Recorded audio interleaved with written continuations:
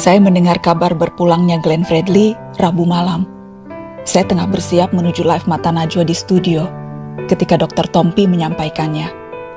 Tidak mungkin, mana mungkin. Saya masih berupaya menyangkal apa yang saya dengar dari Dr. Tompi.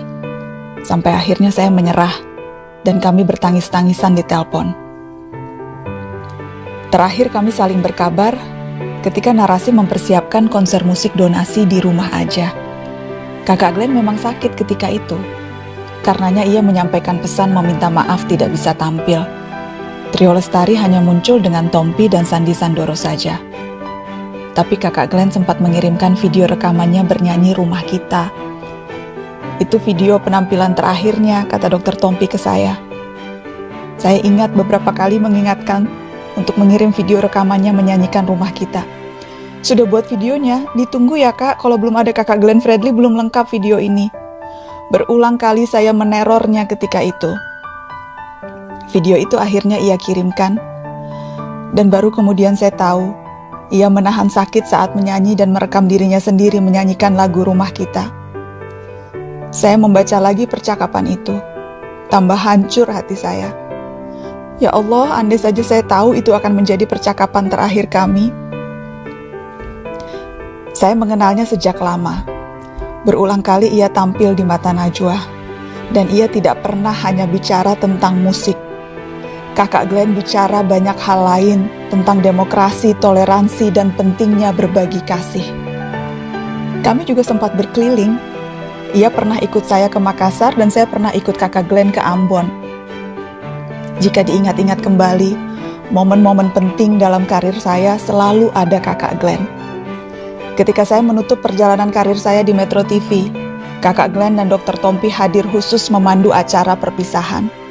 Ketika saya galau masa-masa jeda dari televisi, kakak Glenn mengajak saya yang tidak bisa menyanyi ini untuk tetap terlibat dalam konser ulang tahunnya. Kakak Glenn meminjamkan panggungnya yang megah itu dan memberi saya tempat untuk tampil. Ketika saya memutuskan memulai perjalanan baru membangun narasi, kakak Glenn juga salah seorang pertama yang tanpa pikir panjang mengatakan siap bergabung. Bermodal nekat, saya memberanikan diri melamar seorang Glenn Fredly, memintanya membuat program khusus bersama Dr. Tompi di Narasi. Padahal bentuk narasi seperti apa di awal-awal itu juga belum jelas. Tapi ia percaya pada kami. Sedemikian percayanya sehingga membatalkan rencananya membuat program serupa di televisi nasional dan memilih Narasi sebagai rumah barunya.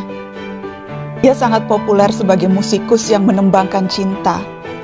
Lagu-lagu syahdunya minimal pernah didengar sekali dalam seumur hidup oleh penduduk Indonesia manapun.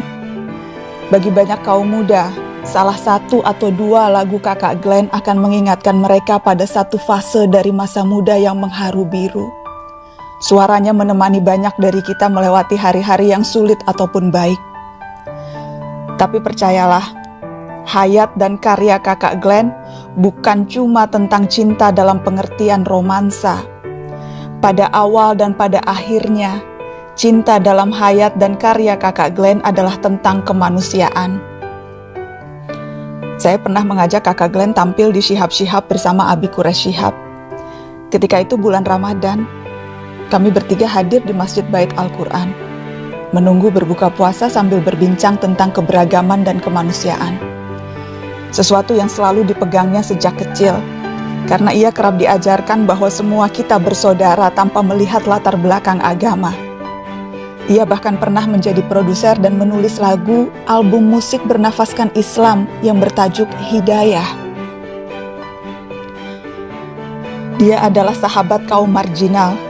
Dari soal GKI Yasmin, petani Kendeng, warga Tanjung Benoa dan Aru, keluarga Tapol Maluku dan Papua, dan banyak lagi. Ia adalah pembela hak asasi manusia yang gigih walau tanpa banyak orasi. Para aktivis bisa memberi kesaksian yang terang benderang soal satu ini. Dan sekali lagi tentang cinta dalam kehidupan kakak Glenn, mungkin Indonesia Timur adalah cinta terbesarnya. Ia kerap bicara soal kesenjangan yang ia lihat di kampung halamannya di Indonesia Timur. Tidak, ini bukan tentang Ambon atau Maluku yang merupakan tanah kelahirannya belaka, tapi seluruh tanjung dan selat pantai dan bukit, hutan dan desa-desa di seluruh pelosok timur Indonesia.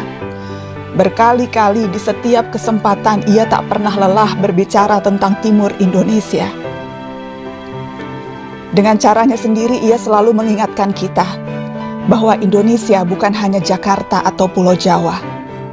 Glenn Fredly adalah juru bicara dengan suara paling indah tentang keberagaman Indonesia dan betapa keberagaman itu masih timpang di sana-sini.